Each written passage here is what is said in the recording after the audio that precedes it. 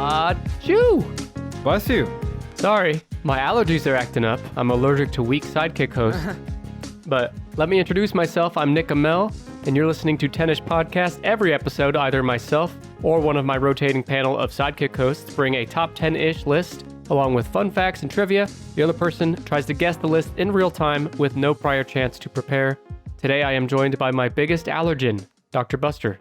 Now, with this not being my first time to be featured on the show here, you'd think you'd figured out your medication by now. So is it negligence? Is it you just can't figure out what strain it is? What's your excuse?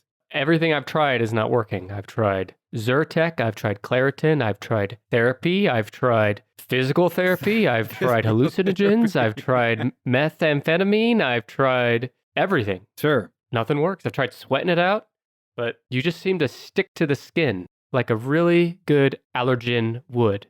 Buster, do you have any allergies? And more so than the skin, I stick to the mind. You wish you could forget about me, but you can't. Okay. Well, I mean, if I was a physical allergen and we're recording over the internet right now, there's no way I would be affecting you. It has to be a mental allergen, or else you wouldn't be. It's not like we're in the same room. As far as you know, have you checked your closet? Surprise! What if I stepped out of your closet in your house? You had no idea. That would be awesome. This is all pointless anyway, because as the listeners know, I'm actually both voices on the show. Sure. And I just... True. So, Dr. Buster, which is played by Nick Emel, do you have any allergies? Yeah, before you rudely interrupted me, you had asked me if I had any allergies. We're still fucking waiting for an answer, and we still I don't know have you're one. just going to fall asleep as soon as I start to answer the damn question, so what's the point? I would... Buster, fucking... Who do you think All right, I am? Here we go. Brace yourselves, everyone. In Wisconsin, I don't, but Yep, there it is. Okay, go ahead. In Wisconsin, you don't. In Oklahoma, But when I grew up, did. I did. Really bad in the fall and springtime. Wasn't ever really sure what it was. Just took a lot of loratadine, Dimetapp. You don't know what it was. All right. No. And I had it somewhat when I lived in Colorado, but living here in Wisconsin, no allergies to speak of. What about yourself? Buster, I didn't ask for your whole fucking life story and biography, okay? Can we stay on topic? I don't need to know where you went to school in Colorado or what you ate for lunch in May of 2018 in Oklahoma, okay? I just asked you if you had any allergens.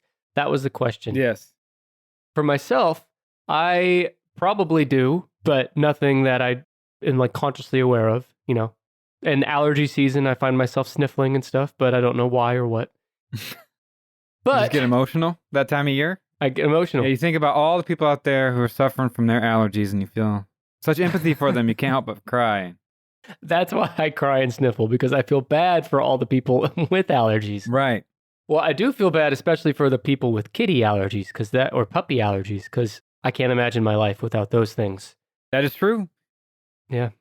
Cue hypoallergenic pets that now allow people with typical pet dander allergies to still have a furry loved one. Shout out to the golden doodles. Stop jumping ahead into today's list and topic and notes, asshole, because today we're talking about the top 10 most common allergens. These are the things that trigger allergy reactions the most, according to the Asthma and Allergy Foundation of America, emedicinehealth.com, schoolnutrition.org, webmd.com, and Wikipedia. No statista today. Fake news. Buster, did you know that more than 50 million people in the United States alone experience different types of allergies each year? And allergies are, in fact, the 6th leading cause of chronic illness in the United States. Wow. In the developed world, about 20% of people are affected by what's called allergic rhinitis, which is a reaction causing nasal congestion, runny nose, sneezing, itching, and you might also turn into a rhino. Should use a condom. Condoms will come back up today. Oh, baby. Buster, define an allergy for us. What is that? What does that word mean? Well, in the thesaurus, I think you'd see Nick Emel. Something that irritates you, gets under in your system, and your body has an overreaction trying to expel itself of the intoxicant. You're referring to an allergen, and I asked you for the definition of an allergy. Do you got something in your ears, bub? Something wrong with your hearing? So an allergy would just be your body's reaction to that allergen? Allergies, also known as allergic diseases, are various conditions caused by hypersensitivity of the immune system to typically harmless substances in the environment. Symptoms may include red eyes, red dick, an itchy rash, sneezing, coughing, a runny nose, shortness of breath, or swelling. So they're being a little too sensitive. It's when your body is just like, oh, they're being snowflakes. I can't handle this. Oh, get out of here, dandruff. Get out of here, you pollen. Oh, poo. Get away from me. Some symptoms attributable to allergic diseases are mentioned in ancient sources. The concept of allergy was originally introduced in the year 1906 by the Viennese. It's someone from Vienna. What do you call that? Viennese? A Vienna sausage? Pediatrician Clemens von... That's the only thing they're known for. You're right. Clemens von Perke, after he noticed that patients who had received injections of horse serum or smallpox vaccines usually had a quicker, more severe reaction to second injections. They're injecting horse serum and smallpox vaccine into these people before they even knew what it would do. They called the phenomenon allergy from the ancient Greek word meaning other and work. 1909? 1906. 06? We didn't know about allergens until the 1900s? No, we did know allergies were mentioned in ancient sources, but not by the word allergy. The word allergy, the concept of allergy was not introduced until 1906. So we always knew there was something going on, but we didn't know necessarily what triggered them or why or what to call it. Sure. Yeah, in ancient times, people were just allergic to anyone who was unlike them in the slightest bit. They were allergic to women and peasants. Anyone that lived more than like 200 feet away from their primary residence. That's who they were allergic to. Living in ancient times sucks for a lot of reasons. You can die from the common cold. You're shitting on the street. They didn't even have streets. You're shitting on the ground. You are hunting and gathering. All the things that sucks. You don't got shoes. You're poor. But imagine all that. Plus, you're fucking allergic to grass or something. You know, it's just sucks. But you don't know it any other way, so you just endure. Yeah, you do. However, the exposure, I bet, made people less allergic on average than we are now, because we get sort of insulated from having to deal with allergens as children and when we're very young. You know, in previous generations, like 10, 20 years ago, we tried to avoid exposing kids to peanuts because we thought it was a common allergen and we didn't want to expose them to that right away just in case. It actually exacerbated and made the average child more likely to be allergic to peanuts and might make their reaction more severe when they're older if we don't expose them. So in essence, sometimes you got to prepare the child for the road, not prepare the road for the child. You said you're exposing yourself to which children now? Okay. I missed part of that. But it's interesting you say that because at the time we're recording this, which is live in the ears of the listeners in real time, but you have not heard yet the episode that happened right before this one, which was number 242, the largest generations in human history.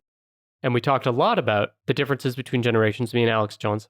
And one of the things that came up was, I believe the most recent generation, Generation Z, had higher allergy rates than any generation before them. And part of that, I imagine, is there's more reporting now than there ever was in the past. Sure. But there could be other reasons too. Yeah, I think we're less exposed. And if you don't have a chance for your immune system to build some sort of resistance right out the gate, then that immune system's going to be ouchy-wouchy into adulthood. Ouchy-wouchy. All right, I'm ready for you to ouchy-wouchy a guess on here. These are the top 10 most common allergies in the world. I'm going to give you one thing to keep in mind. You mentioned peanuts. Peanuts and a bunch of other things fall under one category, which is on the list. Legumes. No, it's not going to be like number 1 is peanuts, number 2 is legumes, number 3 is some other food. Sure. They're all together. All right. So that will be one of my guesses. Save it, though. Sure. Show me dogs. Dogs. Well, dog, what number do you think an animal allergen might fall? Wow. All animals? Yep. These are grouped pretty high level. So animals are its own category. Goodness. With dogs fall into that. Buster thinks he knows more than the Asthma and Allergy Foundation of America. I'm going to say number 6. But animals, which includes dogs, is number 2 in the top 10. Knew it. The dander from both cats and dogs contains oil that coat and protect their fur, but these oils contain proteins that can cause allergic reactions in humans. When you have a pet allergy, you are not allergic to the pet's hair, fur, or feathers. You are allergic to the protein that is found in the pet's dander, which is dead skin cells. You could also be allergic to their saliva and their fucking piss. Wow. You just educated me. I didn't know that. What is the Tennis Podcast if not an edutaining exercise? A weekly disappointment? Okay. Even rabbits, guinea pigs, hamsters, ferrets, and horses can cause allergy symptoms. You can even be allergic to animals with feathers like parrots or parakeets. Damn, because it's just the oil on their skin. No. The protein that's in the oil that is in the pet's dander is what you're allergic to. So that's like floating around in the air and then you breathe it in? Correct. Damn.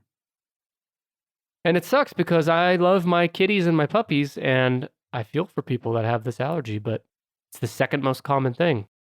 And I know people that are really allergic to cats and dogs, and this stat will depress them because 7 out of 10 households in the United States have a pet. Allergies to cats and dogs specifically affect 10 to 20% of the world's population. Dang. And you'd think over time we would have kind of adapted, humans that is, adapted to that allergen because they've been around for so long. Yeah, that is interesting. We're going to mention some other things that have been around for eons, though. And I wonder if you have a mild allergen or one that's not very severe at all, you can easily stay alive for a long lifespan. You can reproduce and still have that allergen and pass it on. It'd be the people that are debilitated, they can't even go outside because they're so allergic. Those people will be capped off and not having kids. Yeah, fuck them. Yep. Buster, what do you think is a common reaction, allergic reaction to being around an animal you're allergic to? Itchy eyes, sneezing, runny nose, upper respiratory. Yep. Can even cause an asthma attack if you have asthma. It is common to get itchy eyes after petting an animal and then touching your eyes. Pet scratch or lick on your skin can cause the area to become red and itchy. You could even get hives. So yeah, no fun all around. No. And I would bet that a lot of people don't find out they have an allergen until they go to have a cute, fluffy, wuffy pet. And then they realize. We got my kids, I have 2 kids, and we had them, like an allergy doctor can like tell you what they're allergic to. And they're both really mildly allergic to cats. And my wife and I were like, sorry. Suck it up, kids. Suck it up, yeah. This dog was here before you, and you're going to have to just deal. You got a lot of privileges in life, and this is not going to be one of them. You're going to have to tough it up. But the allergy is so mild, like, they don't even really notice it. So they can get out of bed at least twice a week. And after that, it's like, what else are you griping about? Yeah. This is parenting advice from Dr. Buster. There you go. The only advice you should be handing out is booty clapping advice and how to guess badly at top 10 lists, of which you are welcome to place another guess. Show me trees. Nope. I told you. Bad at guessing. You could lead a seminar on how to guess badly at top 10 lists. Right. Why would someone sign up for that, though? Why would someone sign up for that seminar? I don't know. I'm going to assume grass is not in the list. Nope. What about fabrics? Like cotton, spandex? No, but there is something that is often trapped in fabrics like carpets. Dust? Dust mites. Dust is mites. Number 5. So if someone tells you they're allergic to dust, they're actually allergic to dust mites. Buster, a dust mite is number 5. It is a nesting species that prefer a dark, warm, and humid climate. They flourish in mattresses, bedding, upholstered furniture, and carpets. Now, what part of the dust mite do you think it is that makes people allergic? This is probably going to gross me out, isn't it? Their feces includes enzymes that are released upon contact with a moist surface, which can happen when a person inhales. And these enzymes can kill cells within the human body. Buster, what do you think would happen if someone inhaled your feces? So hold on. How do dust mites even begin to exist? You leave a space, you're not touching anything, the dust collects. Okay. What, the fucking animals just spawn out of nothing? Like, it's wild. I don't pretend to understand, but it does say here that they're generally found on the floor and other surfaces until disturbed. An example of disturbing them is walking. So you're walking through a room, and when you walk through the room, the dust mites all like fly up into the air, like dust would, right? They all go floating up into the air. And it says that they can take between 20 minutes and 2 hours for them to settle back down out of thin air. Yeah. So you walk through a room and the dust mite is floating for up to 2 hours, shitting all over the air, and you're breathing that in. And that's what causes the allergic reaction. How's anyone supposed to live if they're allergic to dust? I don't know. You know, it does remind me. They'll be weeded out over evolution, like you were saying. Anytime you are in the presence of a projector or a certain ray of sunlight, you can see all the dust particles floating through the air. And it's just a reminder of how much bullshit is in the air. All the dust mite feces is floating around your house. Yeah. You can look on the surface level around your house and think, yeah, you know what? We did a good job. We got a clean house. That shit is never true after what you just told me. No. It can be spotless and there's still dust mite shit floating around just waiting to make contact with your tongue. The house dust mites were not a thing until humans began to use textiles, such as Western-style blankets and clothing. So, like, dust mites being inside the home was not a thing until we began using the things we're using. Okay, but where were they before? They live outside and shit. I'm not a dust mite expert. I'm not a dust mite scientist as much as you might be thinking that. You're just provoking my curiosity today. I can't even... This isn't even the grossest thing we're going to cover. I'm sitting in a carpeted room and I'm terrified to get up now. Well, they're already floating around. You've breathed in like 40,000 dust mites since we've been talking. They've been shitting on my tongue since birth. Just like me. Me and the dust mites got something in common. That's dust mites at number 5. Dust mite shit, to be specific. How are you supposed to win with that? You don't. You supposed to live outside? You just take Zyrtec and shit. I don't know. People cope. It's fine. Don't worry about it. Yeah, says someone who's not allergic to dust mites. Well, maybe I am, mildly. That would explain a lot. All right, we're ready for your next bad guess that's going to be humiliating and shameful. So I made a condom joke earlier. I also said the word spandex, which is close to the word latex, which I know can be a common allergen. What number? 8. 7. Knew it. No, you did not. 7 is latex. It's the material that is used to make balloons, erasers, condoms and diaphragms, rubber household gloves, medical gloves, catheters, bandages, foam mattresses and pillows, and a lot of other shit. This one's really interesting because certain groups of people tend to have a greater risk of developing a latex allergy. These people include those who've had surgeries or medical procedures, or people who frequently use catheters containing latex. Healthcare workers and other people who often wear latex gloves, or for example, food handlers, hairdressers, first responders, painters, they're around latex a lot that can develop an allergy. But new cases of latex allergy aren't as common now because rates were higher in the 80s and 90s when healthcare workers used latex products more often. Now many use non-latex gloves, and the prevalence of latex allergy in the general population is believed today to be less than 1%. Fascinating. So it's the opposite of the comment I made about peanuts. So exposure to latex increases your chance of it becoming an allergen for you, but now we're seeing less and less of it. It's less than 1% of the general population. You breathe in the latex fibers in the air, and you have allergic reactions if latex touches your skin. You can also have an allergic reaction to fruits that cross-react with latex. Does that mean that people practicing safe sex wearing condoms over time are more likely to develop an allergy to latex? I think that's an interpretation you could reasonably make, yeah. Well, I'll be. But someday when I have sex for the first time, and I use a condom for the first time, none of us are holding our breath for you, Nick. So. And well, that's a good thing, because when you're holding your breath, you're not breathing in all that dust mite shit. You ever think about that? Humans have changed so much over time, but the thing that is the same for us as it's always been, and the same with any mammal, is we have to breathe. And we have to breathe a lot, like every few seconds. You do it subconsciously, and you're breathing in all kinds of shit at all times. You brought up the projector thing, which is probably lost on younger generations today, but like you'd have a projector in a classroom, and you could see in the light the shit floating around. That's dead skin cells, that's shit, that's latex fibers, that's dust mites, that's dust, and you're breathing it in, you don't even know it. And it's there all the time. You just can't see it because you don't have the right angle and concentration of light. Yep. You're damned if you do, if you're damned if you don't, because you'd be mistaken to think that just because you walk outside, you might escape dust mites and latex fibers, but who knows what other type of microbials are flying around outside. I did a Google search a couple of weeks ago because I was curious. In a previous episode, you and I had referenced the 5-second rule. So I wanted to know, like, if you had a bit of bacteria on an object, how far can that bacteria slither and crawl all the way over to something else? Like if you if you stuck like a wand or a flashlight in a piece of shit and you're holding the other end, could the bacteria travel up the stick into your hand? And I couldn't find any conclusive information. However, somehow scientists have got to a realization that bacteria can fly thousands of miles in the air. By wind? So if some goose up in Canada takes a shit and there's shit particles that fly out of its ass while it's on its way to migrating to who knows where, that shit in the air via wind can blow all the way down to like Texas.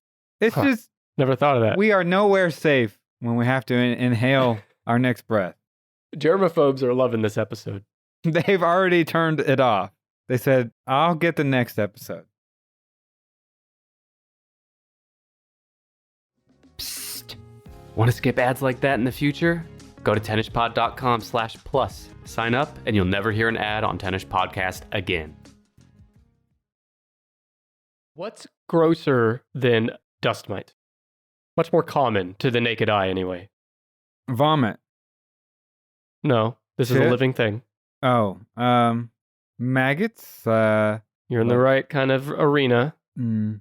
What's like one of the grossest bugs you can think of to find in your home? A roach. A cockroach is one of the top 10 Really? biggest allergens. Well, they're shit. Cockroach here we shit. go again. What number, by the way, do you think it is? I'm not going to be able to sleep tonight because I'm going to be sitting there thinking, all right, I got dust mite shit flying off of my bed. I just touched my pillow and my pillow might be made of latex. But here's the thing. Even if you are aware of these things, there ain't shit you can do about it because you got to breathe. That's the problem. All right. Roach feces. Number 9. Number 9. You got it. Oh! First good guess in your life ever. Cockroaches are insects that live all over the world. These pests adapt easily to a variety of environments, and they prefer warm conditions found most often in buildings. They are mainly active at night and will run away from light. Technically, it is the proteins in their shit that causes allergic reactions. Even dead cockroaches can cause allergic reaction.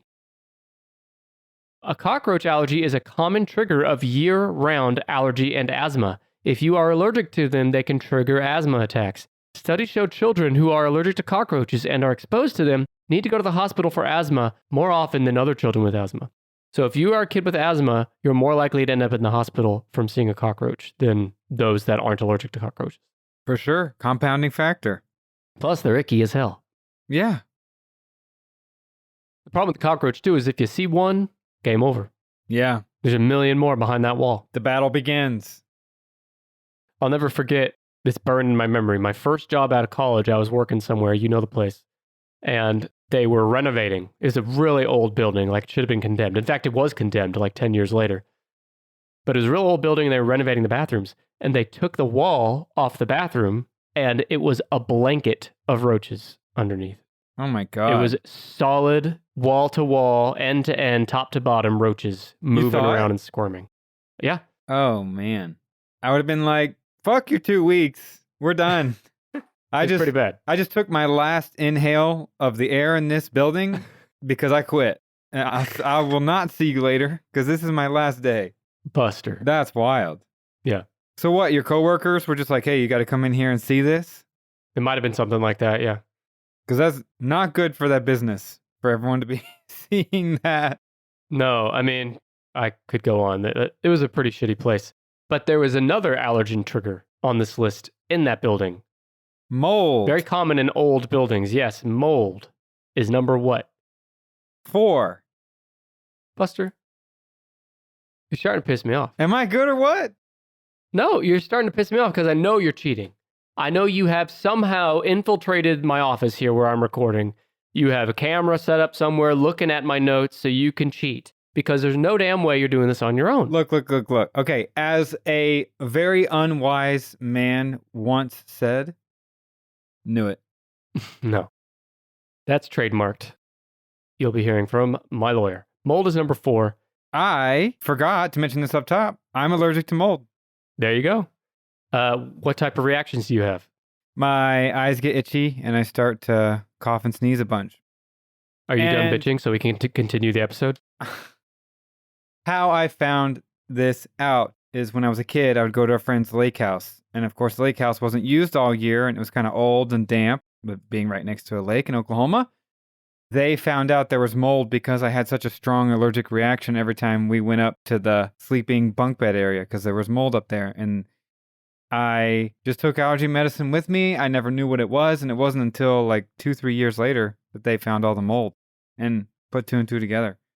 Yeah, it's a common one. Obviously, it's number 4 on the list. And the thing with mold is you often don't even know it's in the air around you until, you see it, but you don't often see it. It's a type of fungus that produces spores that float through the air. It can grow in almost anything when moisture or damp environments are present. It can be found indoors and out.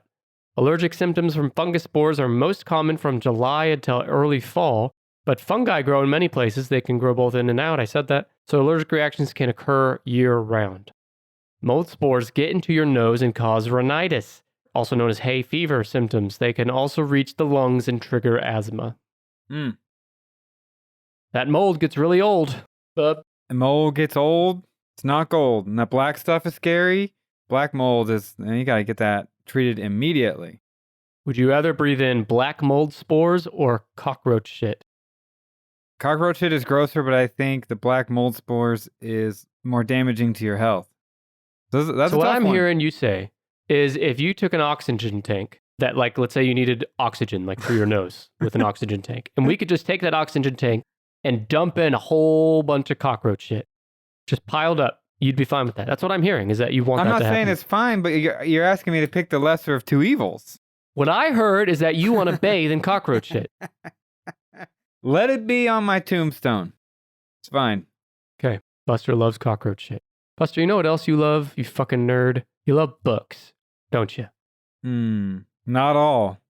Can you tell the folks at home a little bit about your new mini podcast called The Bookbuster? So, in my profession and part of my career is I stay up to date with a lot of psychology and self-help books. I get through a lot of them. I read or listen to on Audible about 1 a week. So I sift through a lot of BS. There are a lot of books that have made me roll my eyes, and I've thrown the book into oncoming traffic because I hated it so much. But that also killed someone by doing that. Well, collateral damage.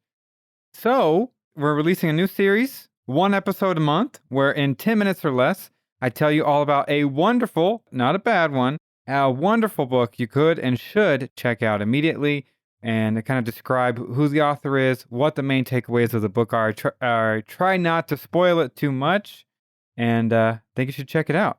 Yeah, the thing I like about it is it's 10 minutes or less per episode. There's a million books out there. Which one do you read next? You got this huge-assed psychologist man, Dr. Buster, giving you a good review because he sifted through the bullshit.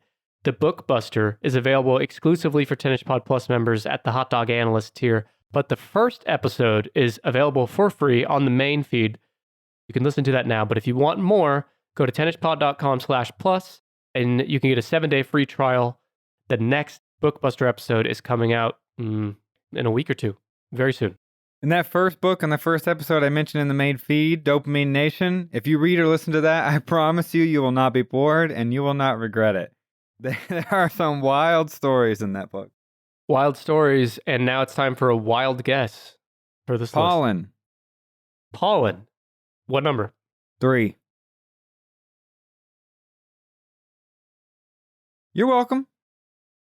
Look, I can have my day in the sun here because on virtually every other episode I've ever had to guess top 10-ish lists on, I've done absolutely horrible. So yes, terrible. It's my day of redemption. I wouldn't go that far, but you somehow cheated your way to finding out that pollen is number 3. Pollen is a powdery substance produced by most types of flowers of seed plants for the purpose of sexual reproduction. This is how plants fuck. I'm being molested by flowers when I go outside, dust mites when I'm inside, mold in my bathroom, cockroach shit in my garage. I mean, there's just no safe place. You just give up. Kill yourself is what you got to do. Pollens from trees, plants, and grasses cause seasonal allergies. So you guessed trees and grass earlier. I guess pollen. So see, you've been sabotaging me from the start. Just so the listeners can keep track. Pollens from trees, plants, and grasses cause seasonal allergies like hay fever, carpets, drapes, bedding, and pillow can trap allergens such as pollen and cause reactions even when a person is indoors. Many allergens, such as pollen, are airborne particles. In these cases, symptoms arise in areas in contact with air, such as the eyes, nose, and lungs, but inhaled allergens can often cause increased production of mucus in the lungs, shortness of breath, coughing, and wheezing. There it is, pollen, number 3. Sometimes the pollen is so bad in our backyard, we have a black table on our back patio, and there's a yellow coat of dusty pollen on the table we have to wipe off before we sit down for some dinner. That's flower jizz you're wiping off. And I lick it every time. Okay. You know, as we sit here through this episode, I'm finding each passing breath, I'm getting more reluctant to breathe the next one because I'm just questioning all the things I'm sifting through my nostrils right now. It's bad. Much like you're guessing, usually, although you're cheating on today's episode, I'm going to give you a quick recap. You're missing 10, 9 is cockroaches, you're missing 8, 7 is latex, you're missing 6, 5 is dust mites, 4 is mold, 3 is pollen, 2 is animals, you're missing 1. We've beat around the bush that's throwing pollen in our faces in an attempt to reproduce with us for long enough. It's time that I guess the thing we mentioned up top, and that is food, which I'm going to guess is number 1, because to lump that in the same category, there's a lot of foods out there. And that's my guess. You just couldn't leave it alone, could you? You just had to give number 1 early. I had to play with it. I couldn't resist. Number 1 is foods. And did you know that there are more than 20 million Americans alone, just in America, 20 million Americans that have food allergies. And 90% of food allergies are caused by just 8 foods. See if you can name some of them. We know peanuts. What else? Eggs. What's another food? Okay, eggs. Almonds. Tree nuts. Tree nuts. Milk. Cow's milk specifically, yes. Yeah. What are the others? We ain't got all day, bub. I'm running out. All right. Cow's milk, eggs, peanuts, tree nuts, soy, wheat, shellfish, fish. Yeah. Those 8 foods cause 90% of food allergies. They affect, I'm going to talk about peanuts specifically. They affect almost 3% of children, a percentage that increased more than 20% between 2010 and 2017. Violent reactions to peanuts lead to more emergency room visits for food-induced anaphylaxis than any other food, research shows. It is the 3rd most common food allergy among children and adults. And 1 in 5 children with peanut allergies currently outgrow the condition, and there's hope that new treatment approaches may improve those numbers. Yeah, the practice used to be don't expose them, avoid peanuts just in case. And I think we're finding out the consequences of that now far too late, is we made children actually more susceptible to develop a peanut allergy by doing that. Can you imagine dying from a peanut allergy? I mean, I know it happens, but man, that sucks. It's just not fair. It's not. And you have no idea until it happens. And God, it just sucks if you have a peanut allergy that's that strong. It limits you in so many ways. And think about it. If you were in a world where peanut butter is water, you wouldn't survive. You wouldn't survive. You would have been natural selected out of the human race long ago. Yeah, you'd be on the planet for 12 hours before you get smited out. Not even that. You wouldn't even be born, fam, because you're... Yeah. We've weeded out peanut allergy folks. People allergies, they ain't got a chance in that world. Nope. But let's talk about soy. One study found that 88% of children with a soy allergy also had a peanut allergy. They're both legumes. The peanut bunch of the goddamn legumes. The symptoms of the allergic reaction may range from mild to severe. They may include itchiness, swelling of the tongue, vomiting, diarrhea, hives, trouble breathing, low blood pressure, limp dick. This typically occurs within minutes to several hours of exposure. I think I might have a soy allergy. Be a damn soy boy. You're something. You're something, boy, that's for sure. All right, you just have, I think, 3 left. 10, 8, and 6. I'm racking my brain here. Trying to think. Other common allergens. A lot of the stuff we've talked about are inside the house. Mm-hmm. What's outside? And it's not plant-based because pollen takes care of all of that, right? Dirt? Dirt? You think people are allergic to dirt? How about things that live in the dirt? Don't overthink it. What lives in the dirt? If you walked outside right now, what would you see crawling around in the dirt? Worms? Ants? Ants? ants as an example. Insects? You could also see insects, insect stings, and bites the are number sting. 8. Stinging insects include bees, wasps, fire ants. And when these insects sting you, they inject a toxic substance called venom. Most people stung by these insects recover within hours or days. In others, this venom can trigger a life-threatening allergic reaction. Now, you got your biting insects like mosquitoes, bedbugs, and fleas. Most people bitten by insects suffer pain, redness, itching, stinging, and minor swelling in the area around the bite. Rarely, though, insect bites may trigger a life-threatening allergic reaction. But there is a bite from a Lone Star tick that can cause people to develop an allergy to meat. These ticks carry alpha-gal, a sugar. When a tick bites a person, it transfers that sugar into the bloodstream, and the person's immune system then reacts to it. Thus, they are no longer able to eat mammal meat like beef, lamb, and pork. And that's another one that sucks. I think it's a subspecies, a subtype of Lyme's disease, if I'm not mistaken. Could be. I don't know. Living up in Wisconsin, we've got plenty of tick-borne illnesses up here, and it's pretty common to meet someone with some type of long-lasting ailment from a tick bite. Yeah. Really ticks me off. Yeah, stop. I'm not even acknowledging that. The number of people affected, the majority of individuals who receive a sting from an insect experience local reactions. So think about it. You get a sting or a bite and it's red and itchy for a few days. That's it. But about 5 to 10% of individuals will experience a generalized systematic reaction that can involve symptoms ranging from hives to wheezing and worse. Which is so scary because there's no way you find that out until it's already happening to you and you've been stung. Right. Most often as a child, I would assume. Yeah. And that's so scary for the kiddo and the parent. And in the United States, approximately 40 people die a year from stinging insect allergies. Potentially life-threatening reactions occur in 3% of adults and 0.4 to 0.8% of children. So, to your point, there are people that die from this shit. Sucks. It does. And as a parent, you have no way of knowing if that's going to be your child till the day comes. The best thing to do is to just never have children. Never go outside. Never go outside. Never breathe.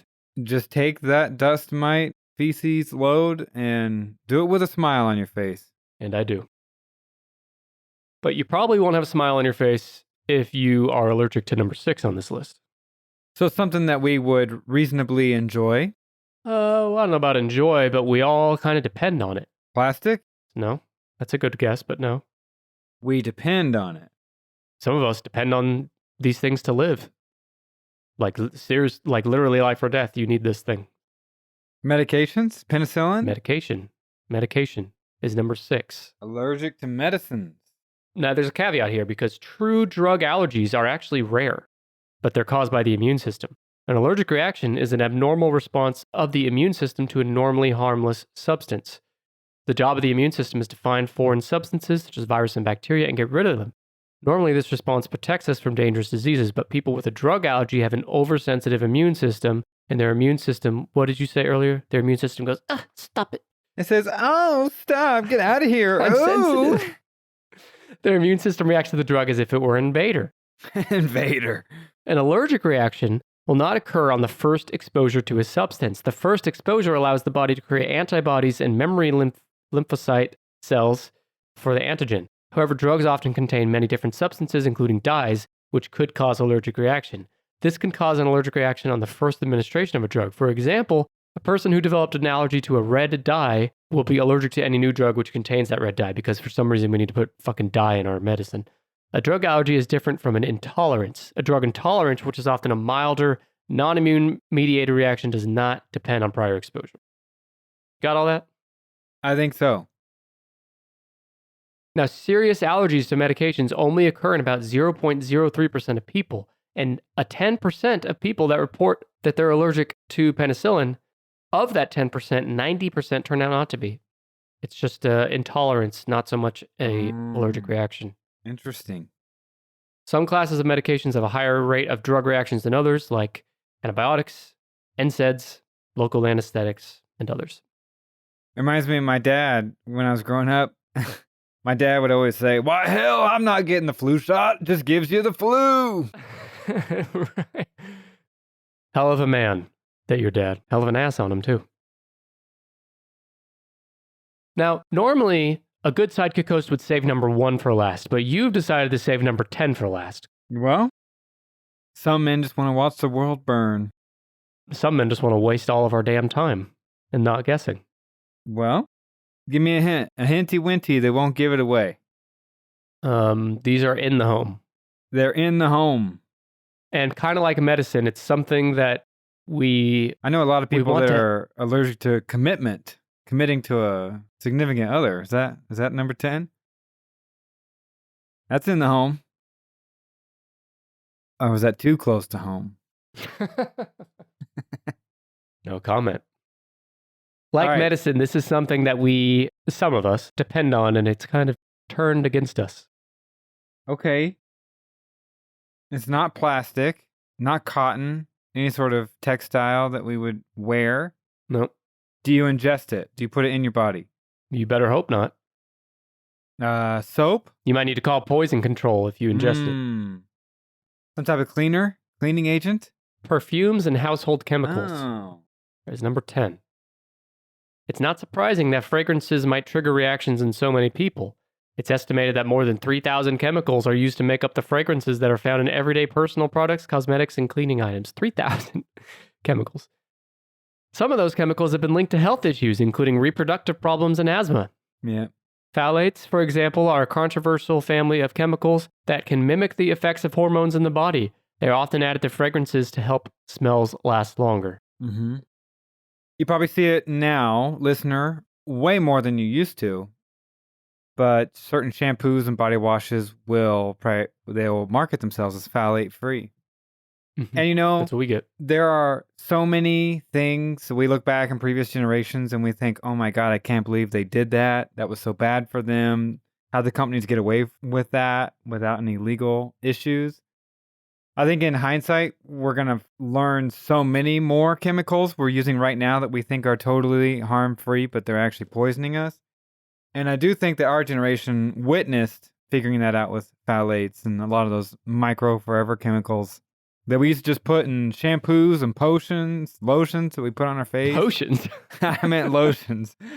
Yeah, I know it hit the witch audience. The witch demographic and the warlock demographic were really hit by the potions. But yes, Buster, that all sounds like hippie shit to me, though. So Sure. Sounds like woke. Sounds like you're too woke for us. You know, I remember laughing, scoffing, and rolling my eyes the first time on a shampoo bottle that I saw it was vegan friendly. And I thought, no one puts meat in their shampoo. You don't eat shampoo. What are you talking about? Buster was very dumb. Later, I realized all the cruel testing they would do on rabbits and small animals to find out if a certain chemical was harmful that they would eventually try to put in the shampoo or not. And then when I realized that's what they mean by vegan friendly on a shampoo bottle, I quickly shut my mouth and said, take my money. And you drank that next shampoo bottle down. According to the American Academy of Dermatology, about 2.5 million Americans have fragrance allergies. And like Buster was saying, you can cut down your family's exposure to fragrances by looking for personal care products like shampoos, lotions, and maybe even potions that are fragrance-free or don't contain chemicals like phthalates. Yeah. And good luck trying to get away from aluminum in your deodorant and then finding a natural substitute that doesn't put dark circled stains in all of your dress shirts. Because they use coconut oil. Any other personal gripes you want to air real quick that we're all really interested to hear more about? Nope. Okay. Well, then I'm going to go back through the top 10. These are the top 10 most common allergens in the world. I'm going to hope I don't have an allergic reaction as you go through this. Shut the fuck up. Perfumes and household chemicals is number 10. 9 is that cockroach shit that Buster's been breathing in to his lungs this entire episode. I've been holding my breath. 8 is insect stings and bites. 7 is latex, like that condom that you are about to put on, listener. 6 is medications. 5 is dust mite shit. 4 is mold. 3 is pollen. 2 is animals. Number 1 is food. Damn. There it is. Howdy doody. So, Buster, do you feel more good, less good, or the same good about your life after this episode? About my life, I'm grateful that I don't have any really strong allergies to anything on this list.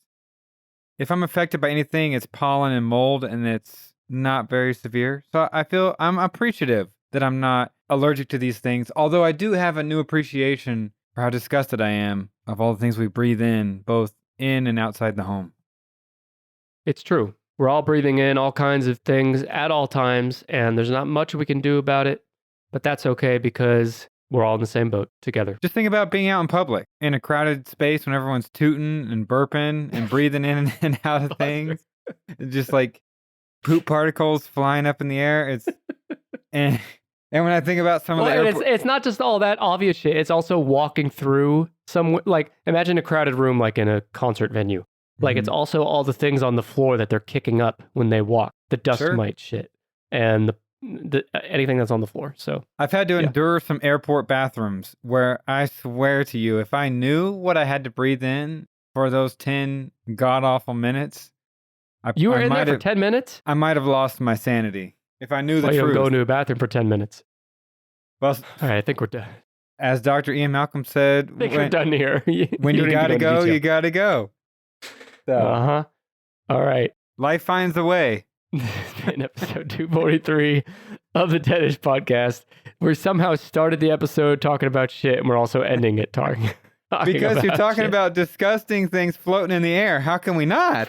I guess he's right. He's right. When in Rome. I don't know if that saying applies here, but I do know. Anytime you bring Buster on the Tennis Pod, you know somehow we're going to talk about the atrocities done in men's bathrooms all over the world. It's going to come full circle. Yeah, I think that might be why the Dr. Buster episodes are starting to see decreasing download numbers, but we'll see. I know my downloads are going to increase next week because next week for number 244, I got Dr. Shiloh coming back, her first time back in, I think, like a year. She's going to bring me a list of guests, so please check that out. Until then, Buster, any last words? Don't breathe anymore. Just don't do it. It's not worth it. Or you could just not have allergies. That's also an option. Yeah. I'd like to thank the listener for listening, and we'll see you next time. Bye.